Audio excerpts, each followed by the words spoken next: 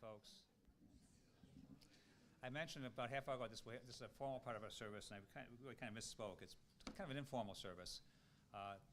Tom is going to speak, and then after Tom speaks, Hillary is going to offer some remarks, and maybe Justin will assist her if she needed it. After that, if there's anyone who wants to share a thought or two, we invite you to come up to the podium to do that. If you want to speak from your seat, you can do that, but we'll give folks an opportunity to say a few words, some memories of Gary if you want to. After that, I'll just finish with a prayer that's on the prayer card, and that's going to be our dismissal at that point. So just keep that in mind again. 2 speakers, and then we'll open the floor to anyone else that would like to speak. So with that being said, invite Tom Booth up, please.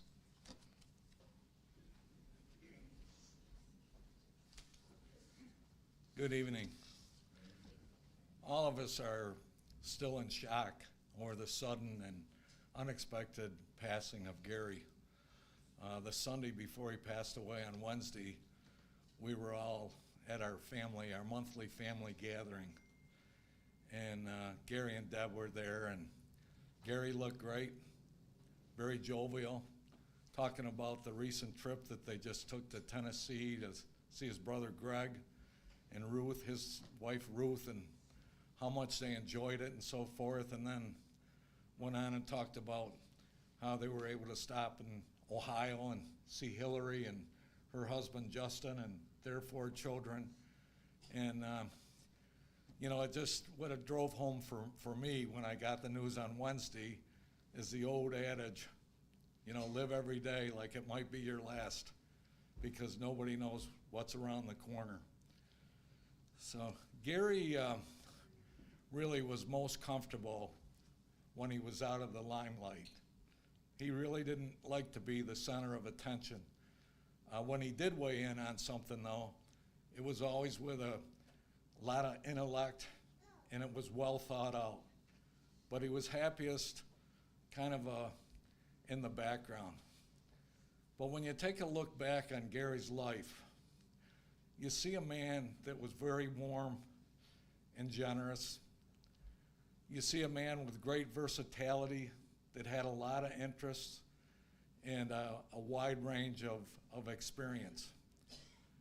Gary was born in Warren, Pennsylvania, to his parents, Robert and Millicent, had 2 brothers, Grant and Greg, and a sister, Melissa, whom we're thrilled that they were all able to make it here. They come long distances. When Gary was just about ready to enter high school, the family relocated to Elmira. And Gary attended and graduated from Elmira Free Academy in 1970. When Gary was in high school, he was very active. He was on the track team and the cross-country team. That was an area that became a passion of Gary's that he really stayed involved with through most of his life. After he graduated from high school, he ran races, participated in triathlons, and then when Hillary and Janine were in high school, they also were active in track and on the cross-country team, and Gary was very involved with them, so much so that he actually became the high school coach, a post he held even after they graduated. He really loved track. He was also on the swim team. And then also he had a musical touch to him. He played the trombone and was in the marching band as well as the concert band. So, and he also liked to cycle, which I guess explains why he was able to participate in triathlons, running, swimming, and bicycling. Gary had an interest in cycling throughout his life.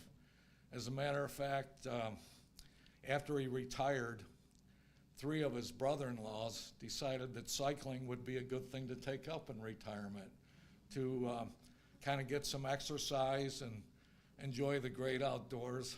Myself and Bob Darmstadt and Jim Wilson, none of us had ridden a bike in probably 50 years, and none of us were or are in that great a shape. So we elected to buy e-bikes. So, and I guess we really had forgotten the difference between an e-bike and a conventional bike, because Gary joined us, and of course he had a conventional bike because he had been riding it for years and years and years, and he was in much better shape than we were. So we decided a good place to meet and try it out would be the Woodlawn Cemetery. No traffic, lots of roads and so forth. So we all get together and we're riding along, and we're all on our e-bikes, and I'm riding my bike, and I keep looking back, and Gary's pedaling like crazy. He's trying to keep up with us, and we didn't realize, you know, on an e-bike you can go up and down hills fairly easily. So when we finally stopped, the sweat is just rolling off of Gary. And you know, Gary had a very dry sense of humor and said, "Gary, are you all right?" He said, "Sure, that's no problem at all." Well, I'll tell you, the next time we met, Gary was on his e-bike.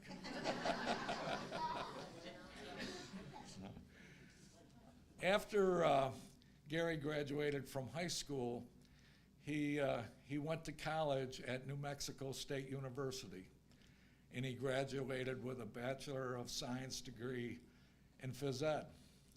It's an area that he never really chose to take up, but he graduated with his Bachelor of Science and then moved to Louisiana, where his brother Grant and Greg were living.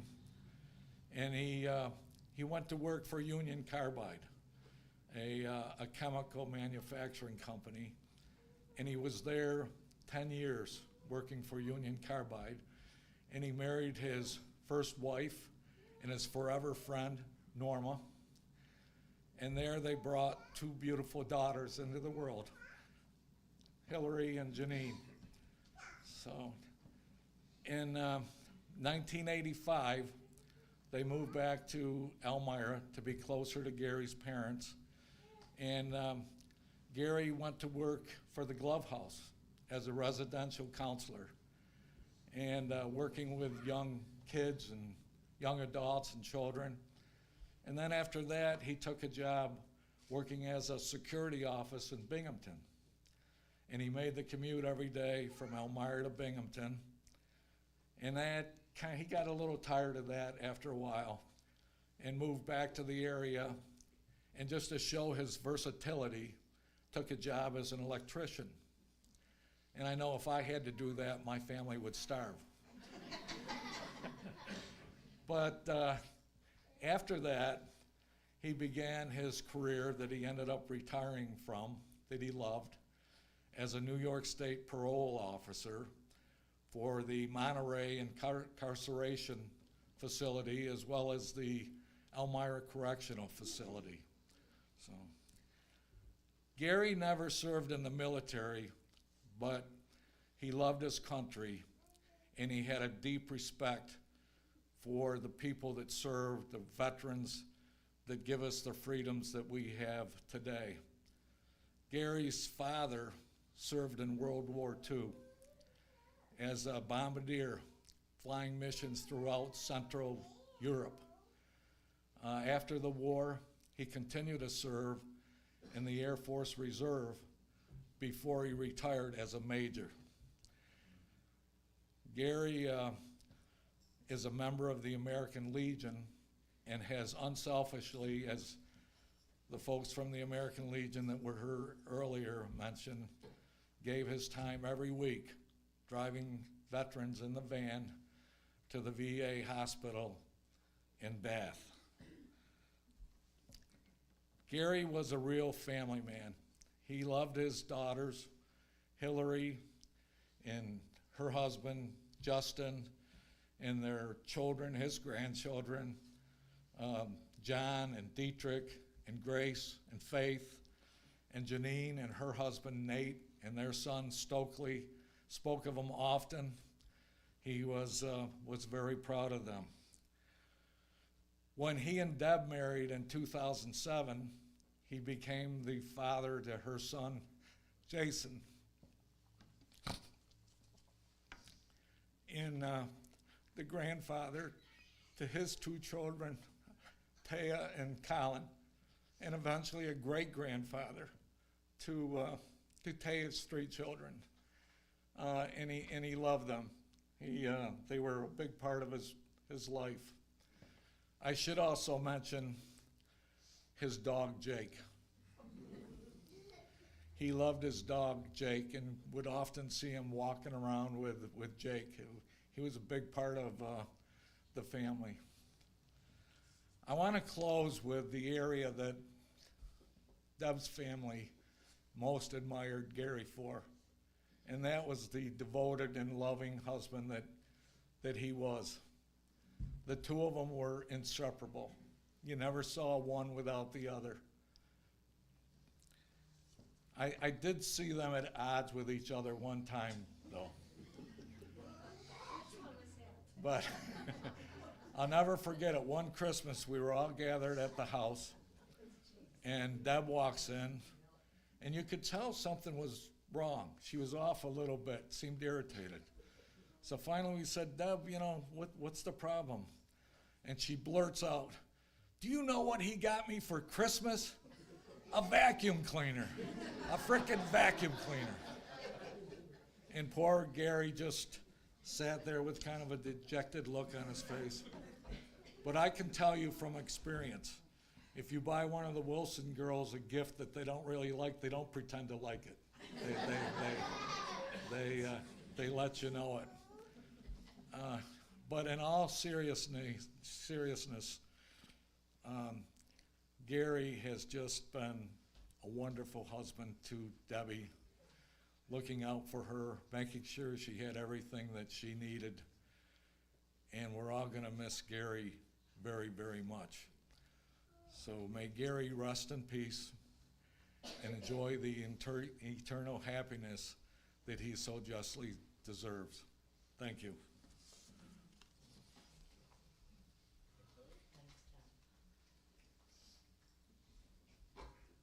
All right, I don't have mine memorized like he did, because I know if I look out, I'm probably going to start crying. So just bear with me. If I can't make it, then my husband will probably have to take over. But okay, so throughout my childhood, my dad and I were very close. I was a bit of a tomboy back in those days, and everything my dad was doing, I wanted to do too. He taught me a lot of what I know this day. He taught me how to mow, taught me how to paint a house, how to build things, how to drive. He especially wanted me to learn how to drive stick shift in case of emergency, how to change a flat tire, how to defend myself, the many uses of duct tape. He loved to use duct tape on practically everything. When he was an electrician, I remember my sister Janine and I helping him with those big wheels of copper wire, and I even helped him rewire our old house that we lived in. He taught me all about his handyman ways, and I took it all in. When I was in elementary school, in second or third grade or so, I started running with my dad when he went for jogs around town. The first road races I participated in my youth, my dad was running right alongside me. He didn't care about where he placed in the races. All he cared about was motivating me to continue on. And I'm sure with how protective he always was of his young daughters, as many of us here well know, he did it for safety reasons too. As my sister Janine can attest, our dad wasn't afraid to wave his badge around to everyone to chase away any guys he felt might have ill intentions towards his daughters. Or granddaughters, for that matter. As I became older, all the running with my dad in my younger years paid off. I did well in modified track and cross country, so my coach moved me off to varsity. This was all thanks to my dad. All through middle school, high school, and even college years, my dad was always there to cheer both my sister and I on at every single one of our races across the United States, even up in Canada. He also helped assist in coaching the other students on our track and cross-country teams. My dad was such a regular at all of our meets, our teammates just started calling him Coach Geiger. And that is exactly what he eventually became, our head coach. Even after my sister and I graduated from Elmira Freed Academy, our dad continued coaching high school track and cross-country at the very same school he once participated in track and cross-country when he was our age. As my husband Justin recently pointed out, my dad was the connector in the Geiger family. He was always the one who would go through great lengths to arrange family trips to visit all his siblings and their families, as well as my mom's side of the family. Even up until recently, my dad felt strongly compelled to make this last trip out to visit his brother, my Uncle Greg, since his health has been rapidly declining. My dad absolutely insisted on visiting my Uncle Greg, just in case he didn't get the chance again. And after he visited my Uncle Greg and Aunt Ruth in Tennessee, he and Deb came out to visit our family in Ohio. They were just visiting us here a few weeks ago from October 20th to October 25th, and my dad was looking and feeling great. None of us would have ever imagined that this trip would be the last time we'd ever see him again. Despite our very devastating and unexpected loss, all of us are grateful for the strong urge that my dad felt to make this last trip out to see us.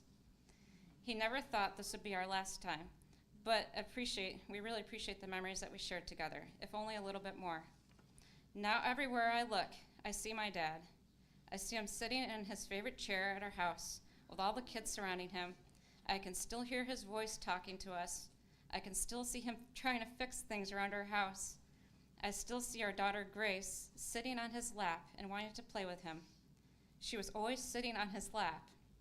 We have experienced such a great loss. I think what hurts the most is that his time was cut so short with his grandchildren. He absolutely adored all his grandchildren. I knew he would have done anything for them, just as he would have done anything for everyone else. Because that is who my dad was. We will always love my dad, and we will greatly miss him being here with us because of who he was.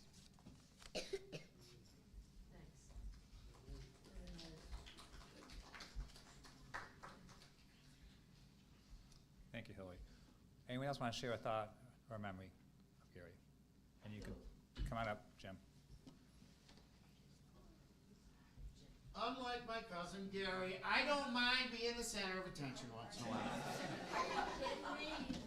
You loved it since we were in high school. All right. I was the guy singing Beatles songs when we were walking down the hall.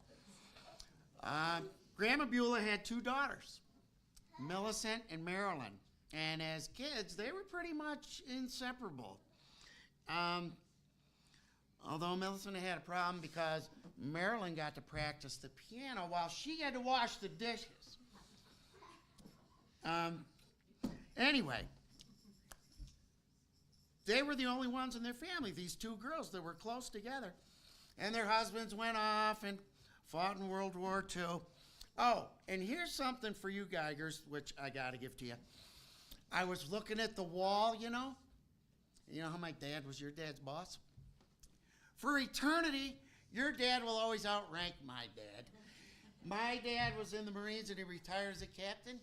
Your dad was in the Army Air Corps and retired as a major. So he will outrank my father for the rest of eternity. So, the Wellingtons and Geigers, we were separated by 500, 600, 700 miles. They lived in Jacksonville, Illinois. We lived right here in good old Elmira. Now, my parents and a bunch of their friends, the Pulfords, the Whifflers, and I'm sure most people from Elmira have heard of this place, Jekyll Island, Georgia. And we were like among the first families to ever go there. Well, the husbands of these two women, always trying to please them, and it wasn't always easy to please these girls, you know. They were home, they were raising the kids, they were doing their job.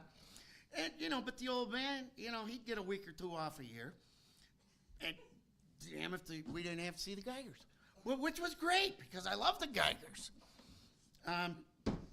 So, they'd come from Jacksonville, Illinois, we'd come, and we'd meet at Jekyll Island, Georgia. So, I'm sure Uncle Bob would have rather done something else, But because he loved his wife, he got these sisters together.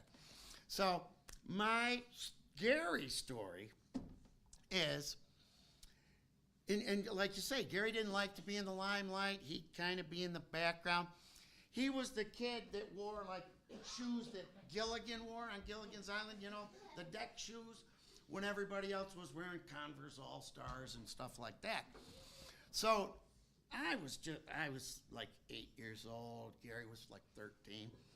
And all the other families that were there were from Elmira. And here's these, this one family from Jacksonville, Illinois.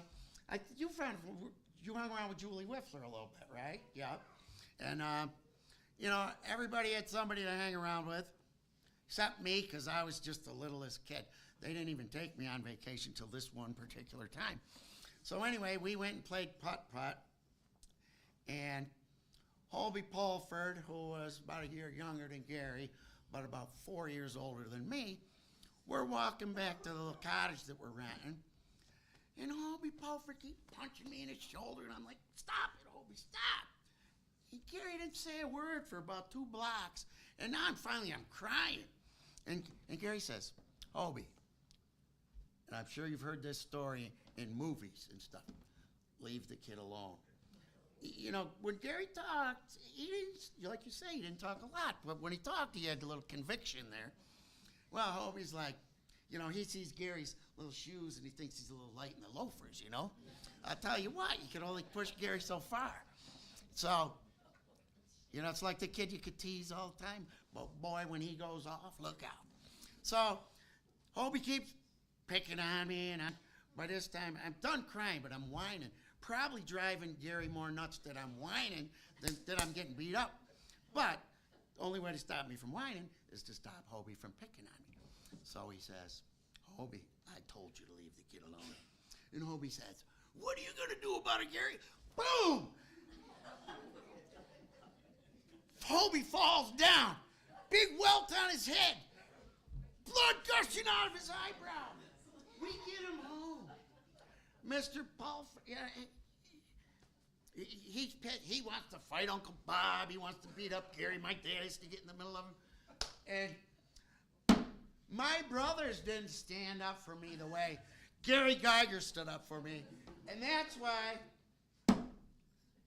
he was my favorite cousin. And I only have 4 in the whole world. So I don't know which one of you guys is going to be my favorite cousin now. Maybe I'll just love golly.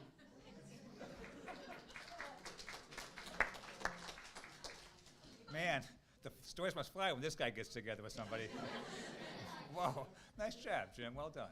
I got lots of stuff. No, one's enough.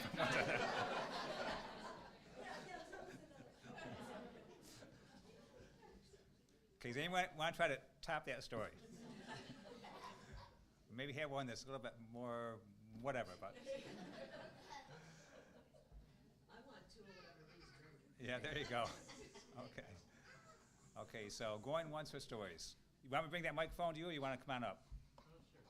You're coming up. Come on up.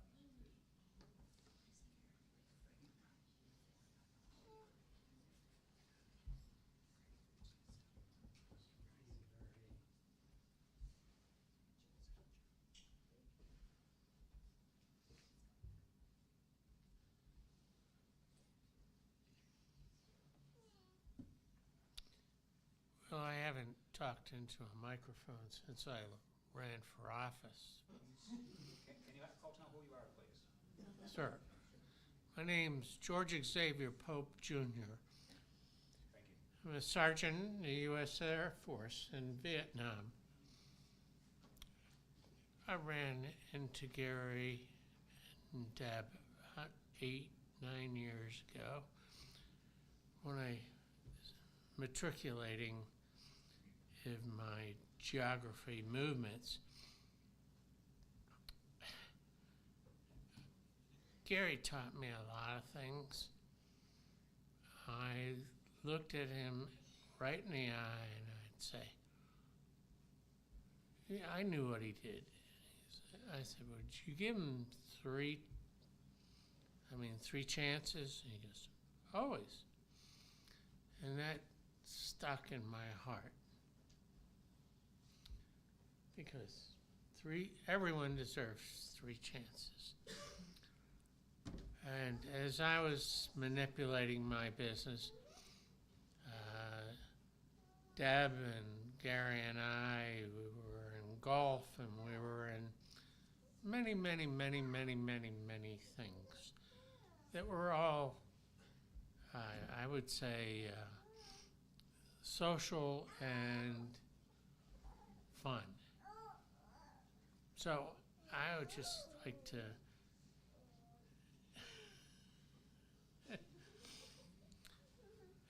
I've got one that's 42. I would just like to say thank you for your presence and allowing me to say how much I love Gary.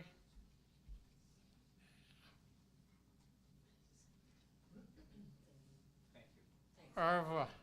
Thanks. Thank you, sir. You're welcome. Thank you for speaking.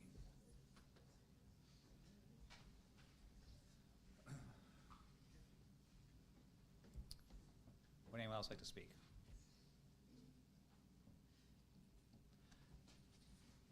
Come on up, please. You can, but I have to bring the microphone because we're streaming this. I want to make sure that people, okay, you're going to come up. Thank you.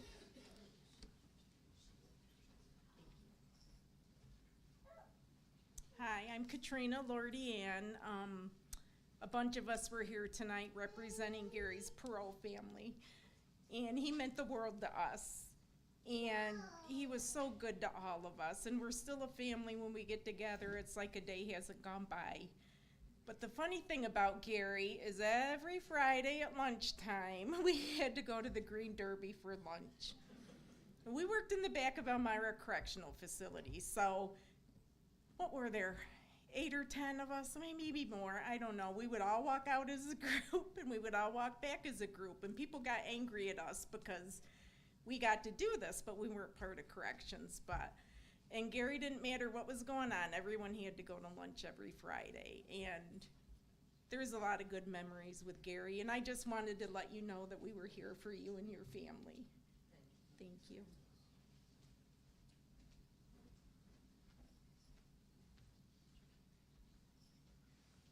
We're on a roll. Anybody else? Okay. I'll say something. Okay. My husband's trying to write me something right now, so I don't have anything prepared, but I'll just go off the cuff, I guess. Come on, Rosie. Okay. You're fine. I'm probably gonna freak out.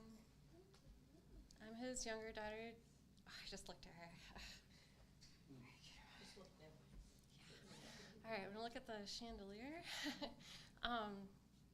Yeah, I don't have anything written, and I cry very easily.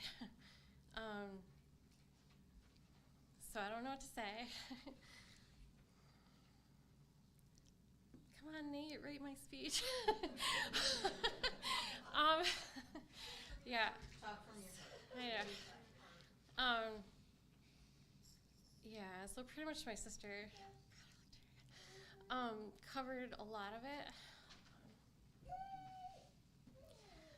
But yeah, we went through all the running together, and he was like super close to us, and you know, then I go off to like New York City and I become like the city vegetarian, like New York and then California girl.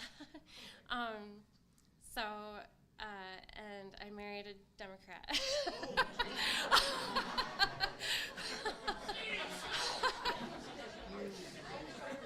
Yeah.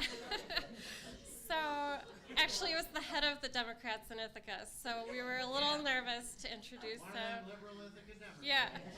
So I was a little nervous, but Nate, my husband Nate Shinagawa, like he met my dad, and he wrote something on Facebook.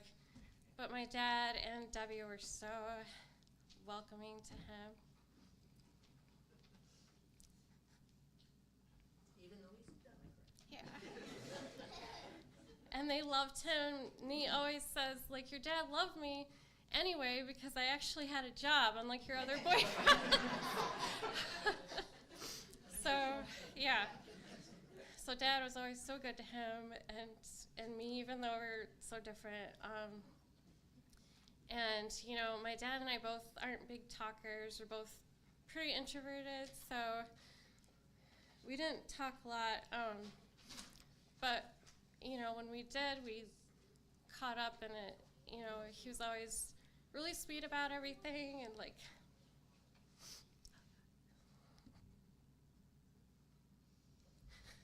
He was good to everybody, yes. and we had an autistic son, and Dad was just so good with him. And Debbie.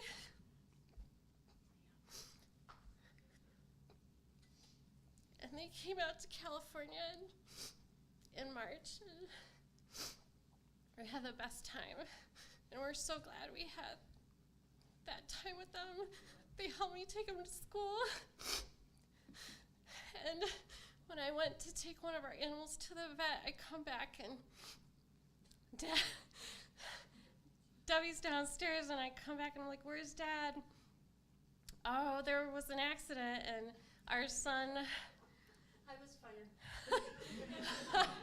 Our son pooped, and my dad was up there scrubbing the floor. He was throwing his diaper around like this. Yeah, also my son was, yeah. But Dad and Deb were amazing, and they did everything for Stokely when they helped so much, and they loved him. And Stokely is a very picky little child, and he loved them so much. So it was great that we had that time together, and we'll always remember it. Nate just sent his speech, so now I'm gonna go read that quickly. Thank you all for being here today to give your respects to my dad. Like Hillary said, our father has always been there for us as a role model and fierce protector. He genuinely loved and cared for people at his work, at the American Legion, the people he coached, with the veterans he drove, and most of all, with his family, the Geigers, and the Wilsons especially. Nate wanted me to share the story of the first time he met my dad. It was at the Green Derby. I kind of already did this. But it was at the Green Derby. Nate was so nervous to meet my dad. Gary asked him if he wanted a beer, and Nate did. He asked Nate if he had a job. He did. He asked if he cared about me. He asked if he asked if he cared about, I don't know what this says. But they became instant friends together at the Green Derby. So Nate will always miss him as well. So thank you all for coming. It means a lot, and it's so great to see everybody since we're so far away. So thank you all.